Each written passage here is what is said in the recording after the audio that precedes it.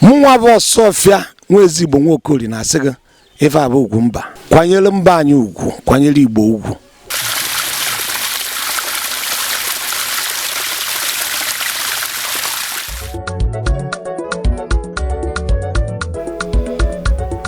Anyị maara na enwere mgbe obodo anyị bụ Naịjirịa nọ n'aka ndị Igbo, nke bụ na ndị Igbo so na-ekwu ihe a na-eme n'obodo anyị. Agbanwe dịka izu agbagharịa, ọ wụ na mgbe mbụ anyị mara na ọ dị ọtụtụ ihe agha mere ndị Igbo, mana ọ na-abụzi onye dara ada asị ya nọsi ike n'ebe ọ dara. Anyị gosikwara na anyị bụ dike mgbe a nụrụ ọgụ site n'ihe niile anyị megasịrị, mana ọ dị ọtụtụ ihe ọ ga-abụ omezi ugbu a sị okenye ọnọkwa ya. Gịnị mere na anyị ga-atọgbọ n'ebe anyị dara ada?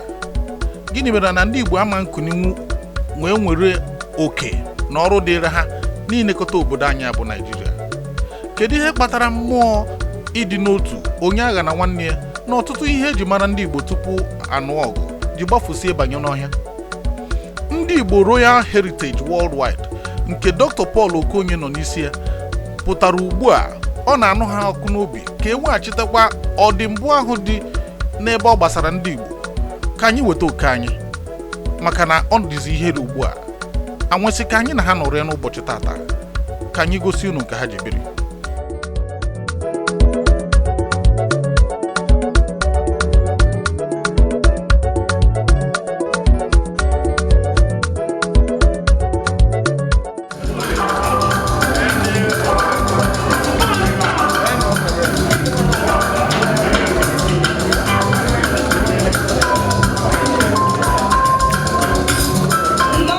Ngwa ka anyị ga-anọ na Ofuobi Cultural Center bụ nke dị na Enugu steeti, bụ ebe ndị otu ndị Igbo Royal Heritage wee mee emume mbụ ha nke a kpọrọ World Press Conference.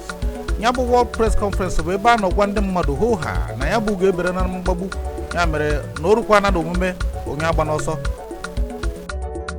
Mata na ndị Igbo Royal Heritage Worldwide nke eji n'iro mara bụ naanị ọnwa ole ma ole ka ọ dịnara, mana esi obodo dị iche iche ma obodo oyibo ma obodo ise dị n'ala Igbo ma ndị Lagos ma ndị Abuja wee bịa ya bụ mmemme onwe ka aka. Ihe a na-ekwu bụ na orugo mgbe anyị niile ga-anyụkọ ya bụ mamịrị ọnụ ka ọ gbaa ụfụfụ n'ụdị iweghachita ihe eji mara ndị Igbo mgbe gboo, maka na ejiri mara onye bụ onye. Ugwumba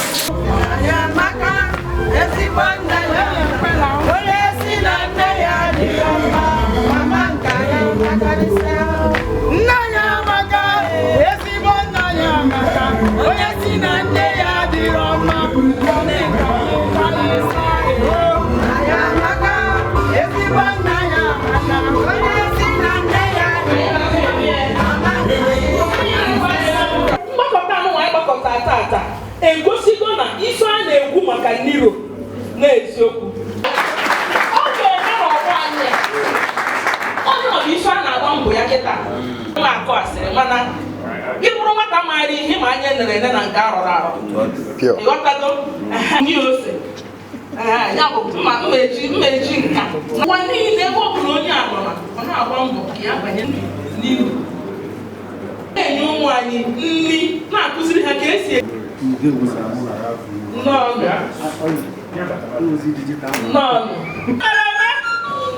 akụkọ aka ebe a egwu na-abata n'iru otu n'igo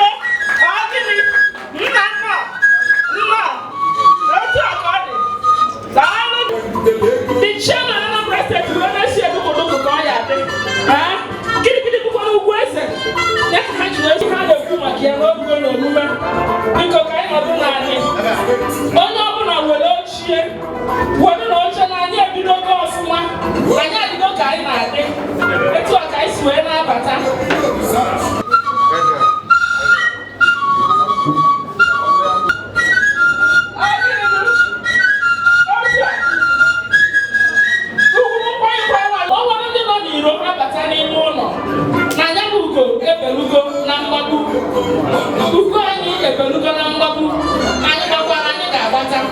Ndị price gbapụ na ha na ebe ha kwesịrị ịnọ unu na-enweta ife niile unu kwesịrị inweta ndị Anambra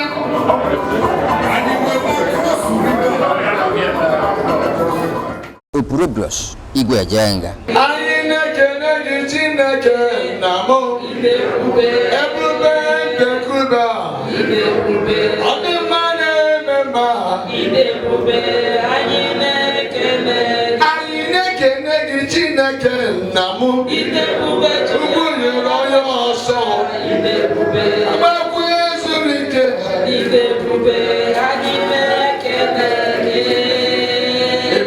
amen. Ọ bụrụ na ị kwere bezie eme m ike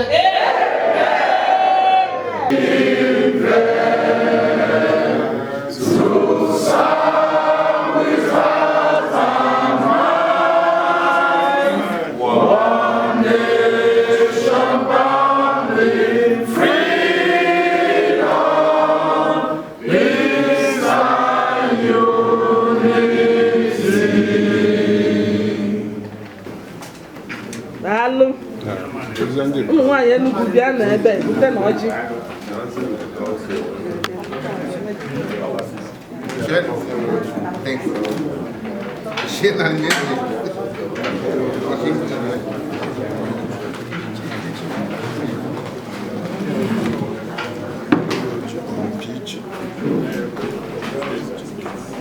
nke a bụ ọjị ya bụ ọjị Igbo anyị na-agọ ọjị Igbo agọ ka anyị wee ghọta ihe ọma ka ọjị a bụrụ ọjị ga-ewetara Igbo ọganilu ka ọjị a bụrụ ọjị ga-ewetara Igbo ihe ha kwuru ka ndị ọbụla si na ha anaghị anụ ihe ka ha nụọ ya ka Igbo kwelu ma mee ka ha si wee were otu onu wee chọọ n'aha Jizọs Kraịst bụ onye nwe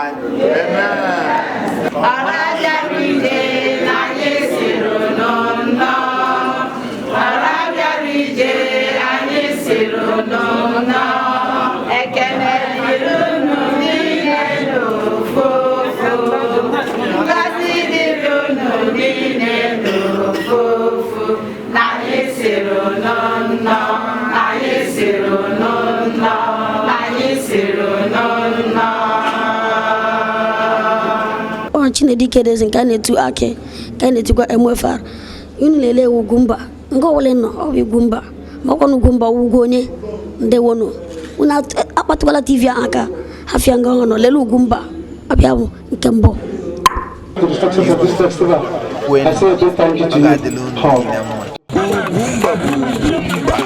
The state of our being definitely spurs this initiative for a new Igbo nation, rethinking the Igbo nation.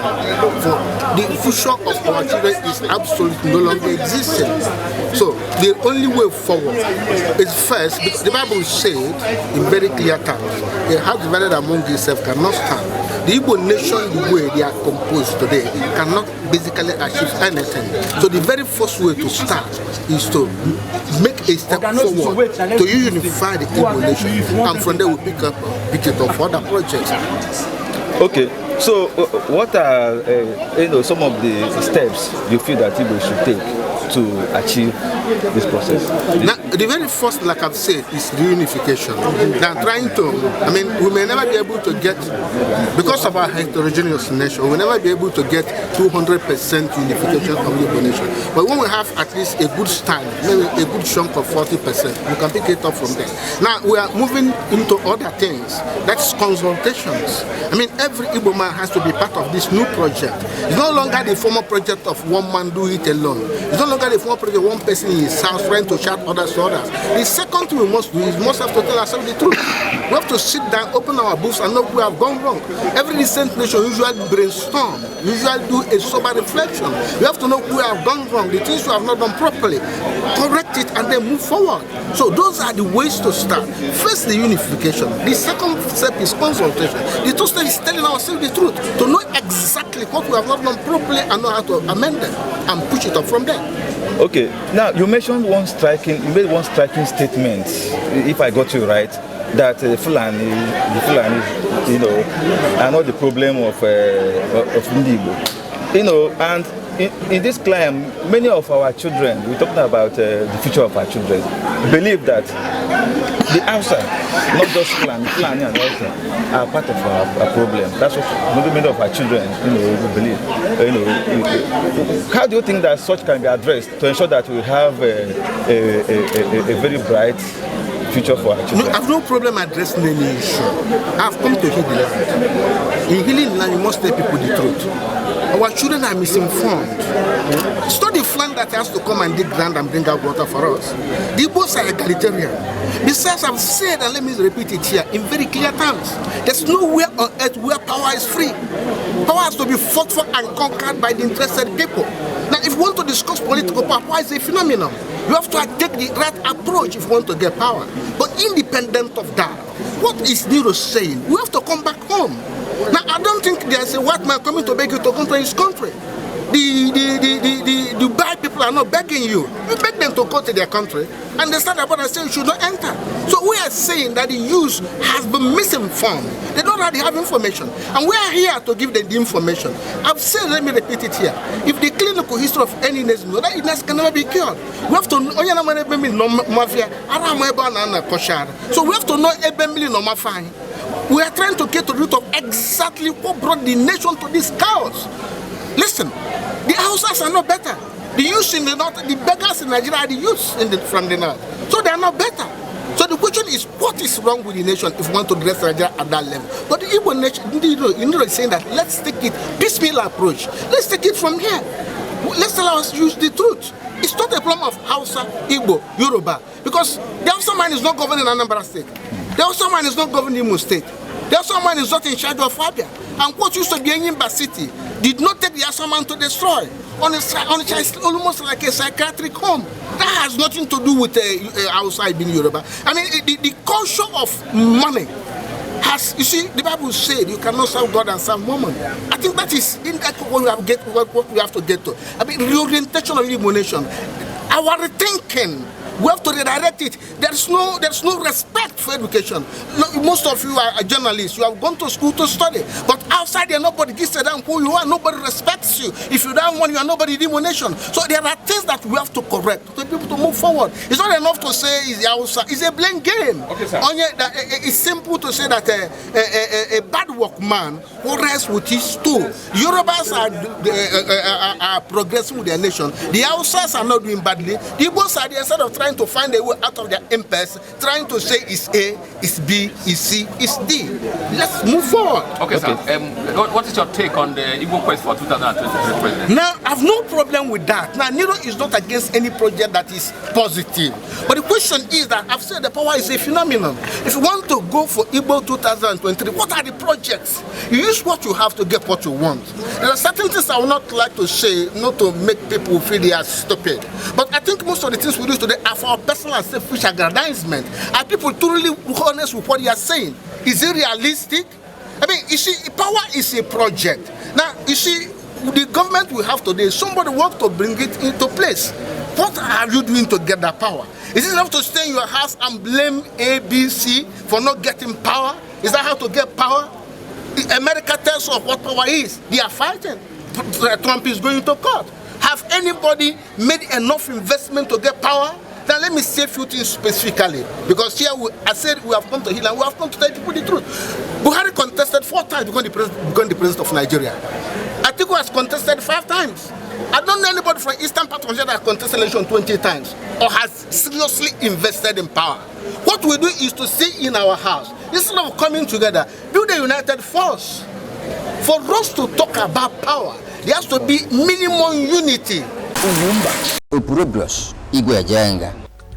ọ dị mma. Nke a bụ Dr. Paul Okoye, ebe ọ na ndị nta akụkọ na-agba ya ajụjụ ọnụ mgbe emechara ya bụ mmemme. Anyị achọghị ịga n'ihu gosigbu n'ọtụtụ ihe mere ebe ahụ, mana anyị mara na ọ bụrụ na ị na-anya fụ ụdị ndị bịara ebe ahụ, ndị dịka Mama G, ndị dịka Lolo Chinyere Gbugwu, ndị dịka Obi Ọdụenyi na ọtụtụ ndị mmadụ, ndị chairman si ala Igbo dị iche iche wee bịa, ị ga-ama na ihe mere ebe ahụ ka nkụ, ihe mere ebe ahụ kara aka n'ụdị pụrụ iche. Mana dịka ọ na-ekwu, ama m na site na ọnụ okwu ya, ọnụ mmiri okwu ya, ị ga-aghọtago ebe asụrụ asụ dewere ọdụ na Nero na-apụta ọ bụghị ịkatọ ndị nke meburu na mbụ, ndị nke nọbụ na mbụ, kama na ọ bụ ịbịa gwaghasị ha, ịjụ ha asịsị, ọ bụkwanụ na-esi etu a mee ya, ebe a esigbu etu a na-eme ya, ọ ga ụkwụ anyị ji aga ụmụ ahịa ọ ga-erukwa ka anyị si n'etu a mee ya. Nke a nwere na-edubata anyị na agba nke abụọ nke ihe Nero kwuru maka ya, maka na emesiri ozugbo abanye nke akpọrọ consultation, ịjụ ase, ịkparịta ụbụbọ, ịtụ n'uche. Onye ọ bụrụ na achọwa ihe ọbụla dị na a ga-ajụ n'edin merụ na a gara zute ọtụtụ ndị mmadụ, ma ndị igwe o, ma ndị ichie o, ma ndị nze na ọzọ o, ma ndị kara aka n'ala Igbo, ndị a maara na okwu ha na-ada ụda, bụ ndị so na-akwalite Igbo kamgbe. Ya mere na anyị ga-aga ozugbo ka anyị gosite unu ụfọdụ njem ahụ ha gara, na nnabata ọtụtụ n'ime ha nyere ndị otu ndị Igbo Royal Heritage Worldwide Nero n'afọ ịchafụ.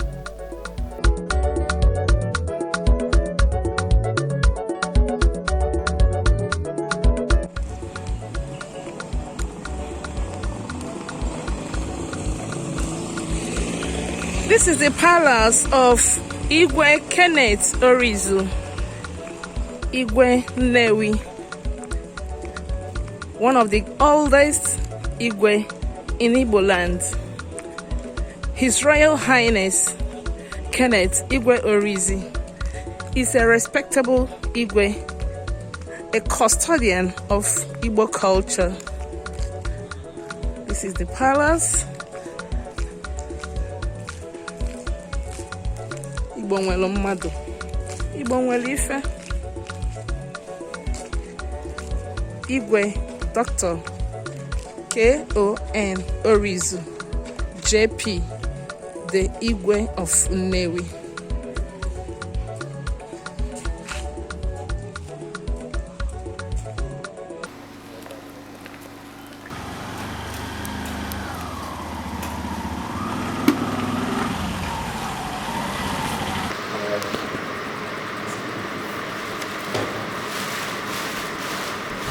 Opurobios, Igwe Ajenga.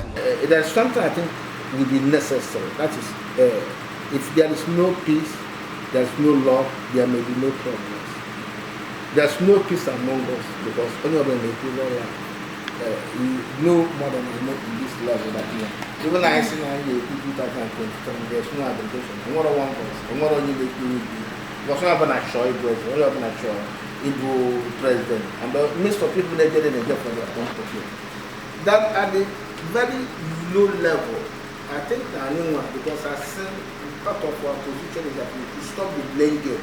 Each one cause a problem and you have to come back and try to find a way to forge ahead. Forgetting my worker cost, my cost. My problem at the part and parcel of the problem, that's my own opinion on our own position. Because even one come lawful, maybe students, we don't pair them with students elsewhere, maybe because of bad education. So to bring the world back on the topic direction, because this is the reason of our coming. So we are at your table, we have laid our mission at your table. It's over to you to guide, suggest on how to go about this mandate. Thank you. And I think I know.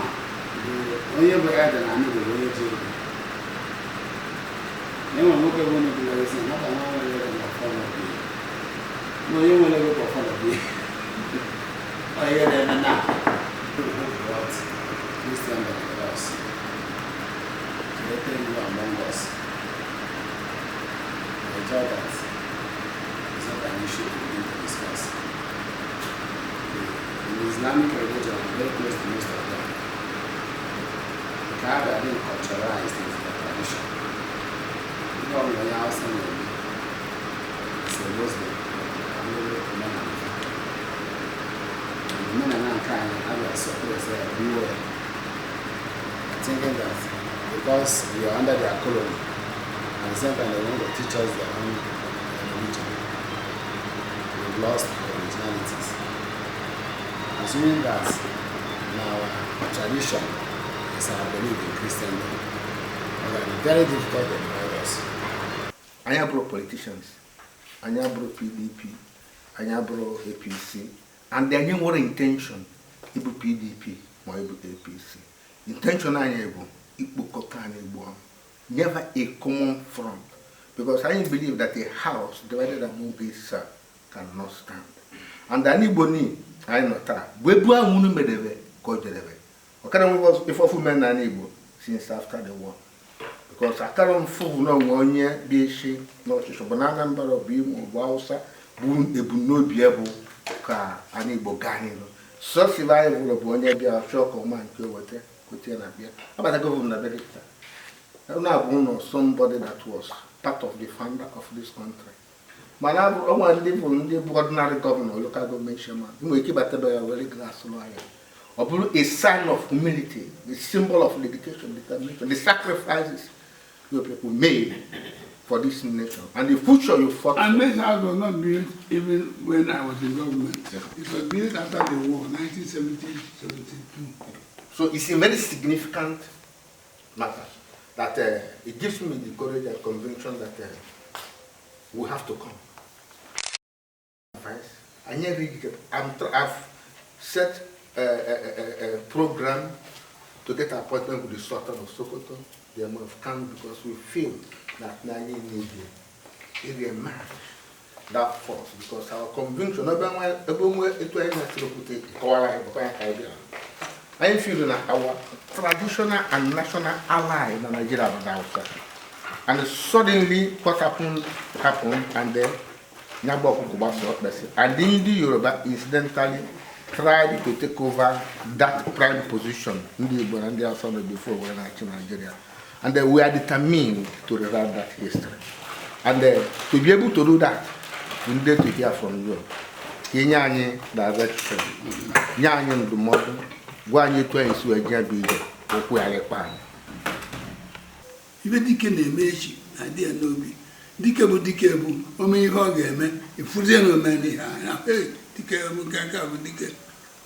Mona Dikas, a chichi Mebumadi said, a Chebu Madisi said, one girl pulling Yana was there. Oh, that is not the thing. So, indeed, why am I to get one? And the modern Gayon one, couldn't make a move to repair the bridges damaged, bridges of friendship and amity. I really too many fronts. They are now, because they are on the Jacques. Come on, the Bama, Bema. One did it, come on, no. See, come wait, they go down when I can work sky with everyone and one you're getting. We're not going to have a president. I'm on Mukaya, I'm on Nakanga, appointments, a guy. Even today, even in the Funari, my name where you go. We approach here. They never name it. I'm one eye in the serious. I'm patros, never mind. Now, fanatical, both religious fanatical fanatics and cultural fanatics. What the neighbor of now? So, they can come on.